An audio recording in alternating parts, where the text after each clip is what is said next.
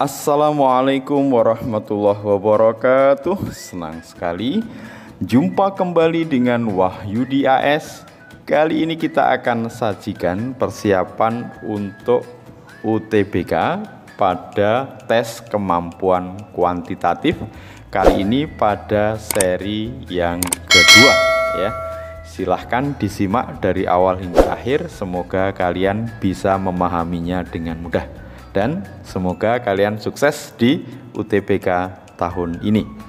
Oke, sekarang perhatikan permasalahan yang diberikan. Jika X sama dengan akar 216 dan Y sama dengan 2 akar 24, maka mana pernyataan berikut yang benar ya? Kalau kita lihat dari jawaban, X lebih dari Y, X kurang dari Y, X sama dengan Y, X min Y kurang dari 0, X dan Y tidak ada hubungan. Ini menandakan kita diminta untuk ya membandingkan nilai dari X dan nilai dari Y. Oke, untuk bisa membandingkan nilai X akar 216 dan Y 2 akar 24, maka kedua bilangan ini harus, kalau misalkan X ini bilangannya ada di dalam akar, berarti Y bilangannya semuanya ada di dalam akar. Nah, tentu nanti 2 kita masukkan dalam akar. Jadinya 2 kuadratnya atau 4 ya. Berarti Y sama dengan 4 kali 24 ya. 2 kuadrat 4 ya. Atau akar 4 nilainya 2 akar 24. Oke, 4 kali 24 berarti sama dengan 4 kali 25, 100 dikurangi 4 ya, akar 96. Nah, sekarang nilai X dan Y sudah sama-sama di dalam akar ya. Nah, sehingga cukup mudah untuk kita bandingkan. Nah, tentu karena X akar 216, Y akar 96, nilai X lebih dari Y. Ya, jawabannya adalah yang A. Sementara kalau dicek di D ini X min Y kurang dari 0 berarti X kurang dari Y. Nah, berarti bukan ya. Oke, jawabannya adalah yang A. Oke, berikutnya diketahui Z sama dengan X plus Y dan Z aksen X min Y. Berapakah nilai dari Z aksen? Oke, Z aksen berarti Z dikali Z aksen ya. Berarti perkalian dari bentuk aljabar.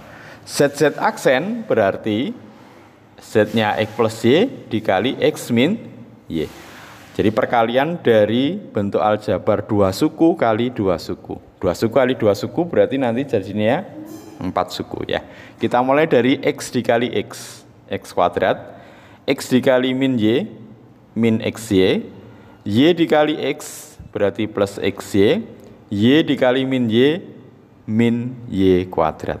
Nah, di sini ada bentuk suku yang sama, min XY atau suku sejenis ya. Min XY ditambah XY. Nah, berarti 0 ya, sehingga tersisa X kuadrat min Y kuadrat. Ya, jawabannya adalah yang B. Oke, sekarang berikut yang soal cukup menantang ya. Jika P tambah Q tambah R sama dengan 14, di mana P, Q, dan R adalah bilangan bulat positif berlainan. Jadi penekanannya pada bilangan bulat positif berlainan. Manakah pernyataan berikut ini yang benar? Mulai dari pernyataan 1, 2, 3, 4 ya. Berarti di sini kita harus menguji atau mengecek bahwa pernyataan 1, 2, 3, 4 nanti betul-betul kita ngeceknya benar ya.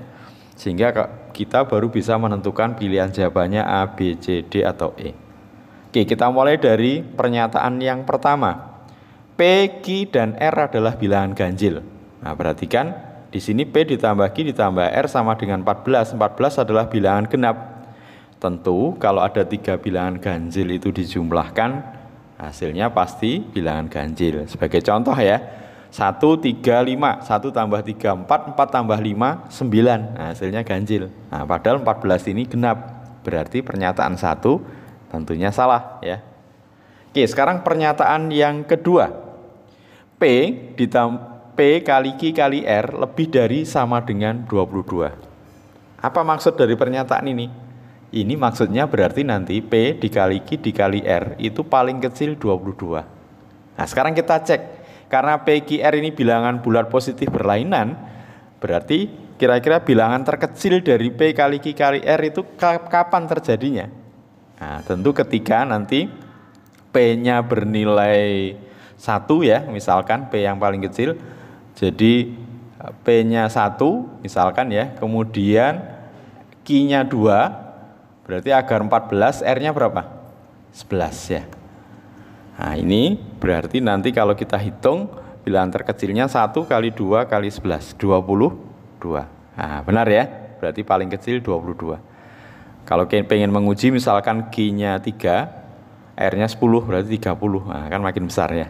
Oke, berikutnya pernyataan yang ketiga. Jelas yang kedua tadi benar ya, bilangan terkecilnya 22, betul.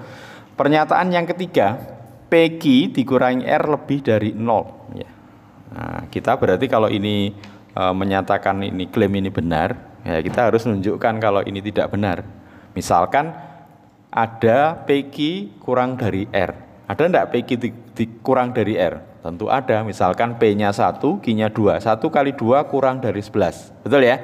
Maka kalau PQ kurang dari R, maka berlaku PQ dikurangi R kurang dari 0. Nah, ini jelas berlawanan dengan PQ dikurangi R lebih dari 0. Berarti pernyataan yang ketiga ini ya tentunya salah. Bisa memahami ini? Jadi sekali lagi, untuk menguji PQ dikurangi R lebih dari 0 ini benar, ya kita cari yang berlawanan ya. Maka kita pilih PQ kurang dari R, ternyata bilangannya kita temukan.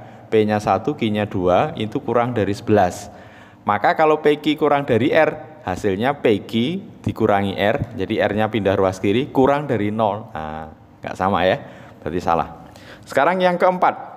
P kuadrat tambah Q kuadrat tambah R kuadrat kurang dari 14 kuadrat ya. Tentu untuk menguji ini kita bisa kuadratkan bentuk P tambah Q tambah R sama dengan 14 ini, kedua ruas itu kita kuadratkan ya. Jadi dari bentuk P tambah Q tambah R sama dengan 14, kedua ruas kita kuadratkan sama dengan 14 kuadrat. Nah ini berarti kalau dikuadratkan nanti, nah, silahkan nanti diekspan ya, berarti P kuadrat, PQ, PR, Q kuadrat, dan seterusnya, maka hasilnya P kuadrat tambah Q kuadrat tambah R kuadrat ditambah 2PQ ditambah 2QR ditambah 2QR ya. Jadi 2PQ, 2PR ditambah 2QR sama dengan 14 kuadrat. Kalau 2PQ, 2PR, 2QR kita pindah ke ruas kanan, maka didapat P kuadrat plus Q kuadrat plus R kuadrat sama dengan 14 kuadrat min 2 kali PQ plus PR plus QR. Ingat bahwa PQR ini bilangan positif, berarti nilainya jelas lebih dari 2 ya. Nah, maka tentunya nanti nilai dari P kuadrat ditambah Q kuadrat ditambah R kuadrat ya tentunya kurang dari 14 kuadrat. Ini 14 kuadrat dikurangi suatu bilangan. Maka jelas pernyataan yang keempat bernilai benar. Berarti kalau 1 salah, 2 benar, 3 salah, 4 benar, ya jawabannya adalah yang C. Oke, tetap semangat ya. Sampai ketemu pada seri berikutnya. Mudah-mudahan kalian sukses di UTBK tahun ini. Terima kasih. Sampai ketemu lagi. Wassalamualaikum warahmatullahi wabarakatuh.